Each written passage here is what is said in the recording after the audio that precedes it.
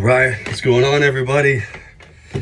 At this moment, I've done 40 minutes in the sauna, infrared sauna. I preheated it to 140 before I got in, and I'm really pushing for the whole 60 minutes. Like I said, I'm down 40, and I'm at the point right now where this is hard. I'm pushing really hard right now. It's very hard to stay in here.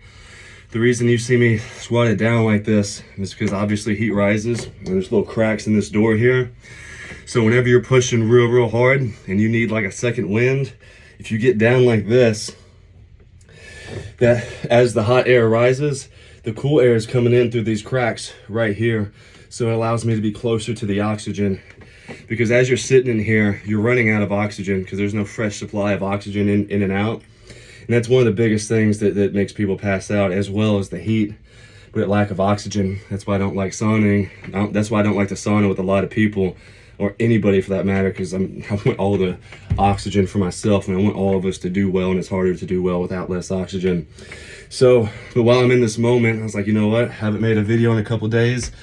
I'm gonna touch base with you guys, let you know how it's going. So I've been going hard as hell at work. Been making really good money, but because of that, like the other day, I worked 17 hours straight. That was on Saturday, made incredible money. But I didn't eat very well.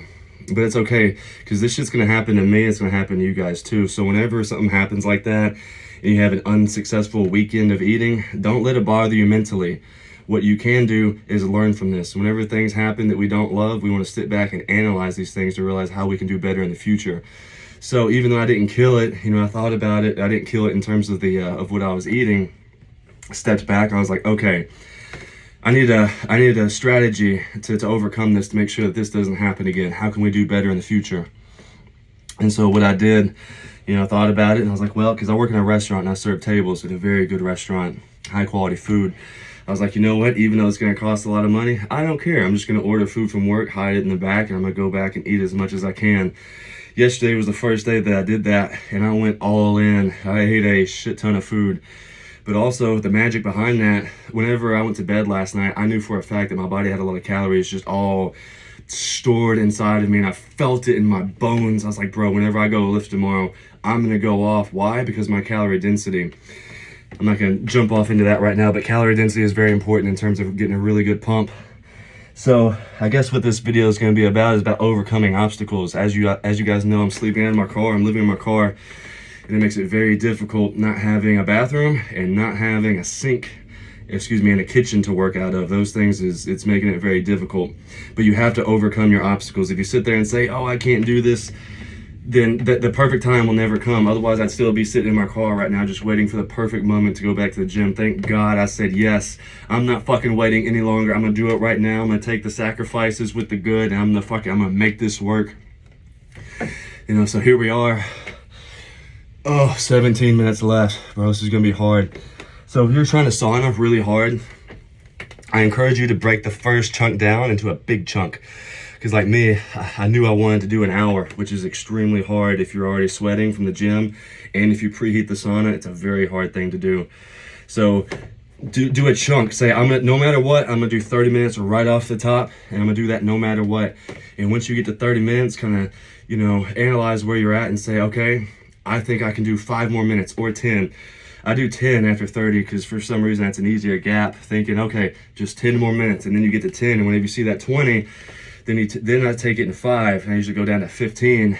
Like, okay, I can do 5 minutes. I can do anything for 5 minutes.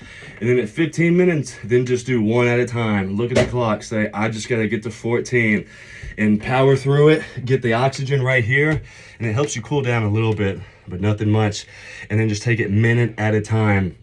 Now there's one other thing that I want to talk about today, and that is pushing your limits. I know there's a lot of people out there, they're like, you shouldn't tell people to push their limits. You shouldn't tell them to go until their hands tingle. I get it, but people like this, I want to tell you something, and please listen to this with an open mind, okay? And I've talked about this before. There's 2 kinds of people. There are world eaters that we will fight and die and work as hard as we can on at any given moment. It doesn't matter the circumstances. We don't know what it's like to turn shit off. And then there's essentially everyone else. So if you're one of the, and it's fine to be everyone else, there's nothing wrong with that.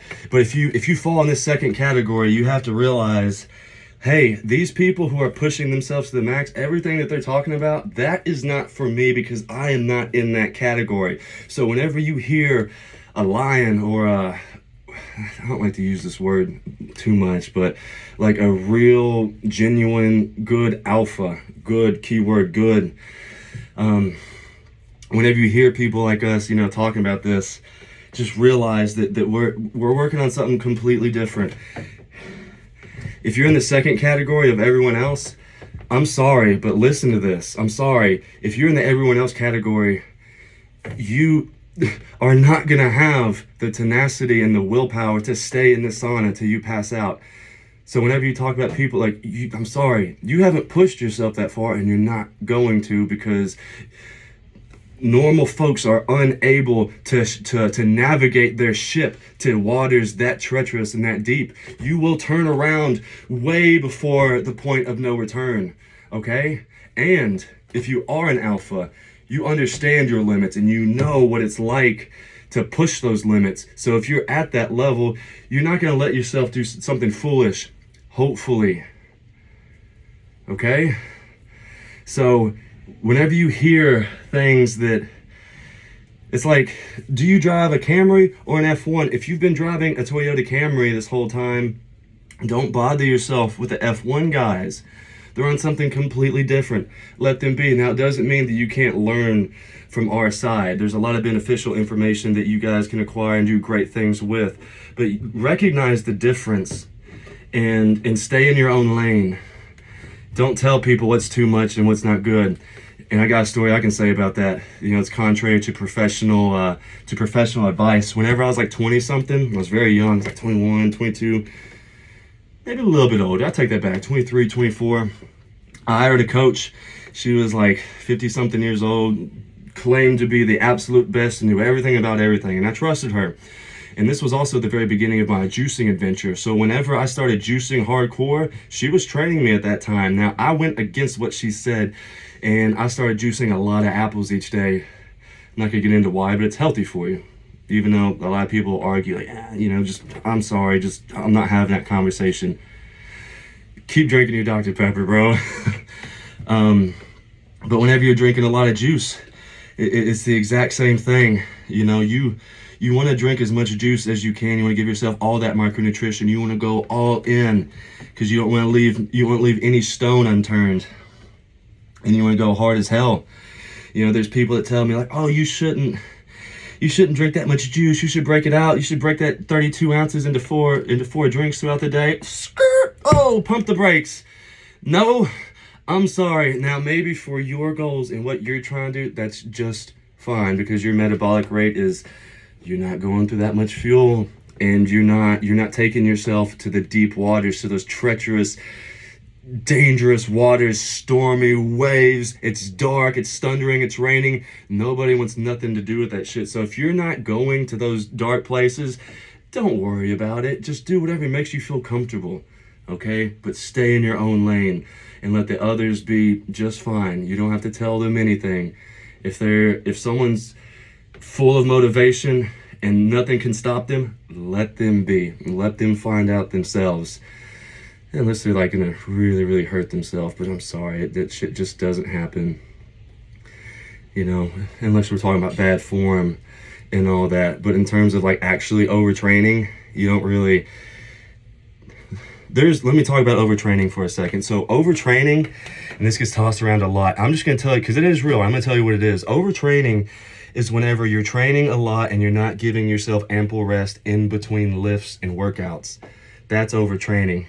But if you are an advanced lifter and you're coming in and you want to do a lot of sets and you want to do a lot of reps I'm sorry, there is no such thing as training too hard in a workout session. Now, I mean, you can fuck up your form and do things that hurt your body. That's true. But in terms of the muscle itself, if you want to annihilate your muscles and you want to limp around with sore legs for 5 days, that's fine. Don't you dare tell people what they can and cannot do. Overtraining, it's not for you. Stay in your lane. Let them be all they can be. There's a difference, man. There's a difference. And also, you don't have to, but at least make an attempt to understand their ego, because there is a large degree of ego that is involved with all this, but it has to be a healthy ego. You can't do this without ego. So whenever you see guys that they just look like they have this expression on their face that's something different and you don't understand it, let them be. Those guys are in a completely different place. You have no idea the darkness that they're in those moments of pain in the gym, in between those sets. We're not sitting here on our phone. We're not sitting here wondering about, oh, is she looking at me? Is this dude worried about how much weight I'm lifting? No, there ain't none of that. We are in our own fucking world. We are in a dark place, and the only thing that we're focused on is that next fucking set. Big difference. All right, guys, that was a long ramble, but I love y'all. I'll holler at y'all next time. See ya.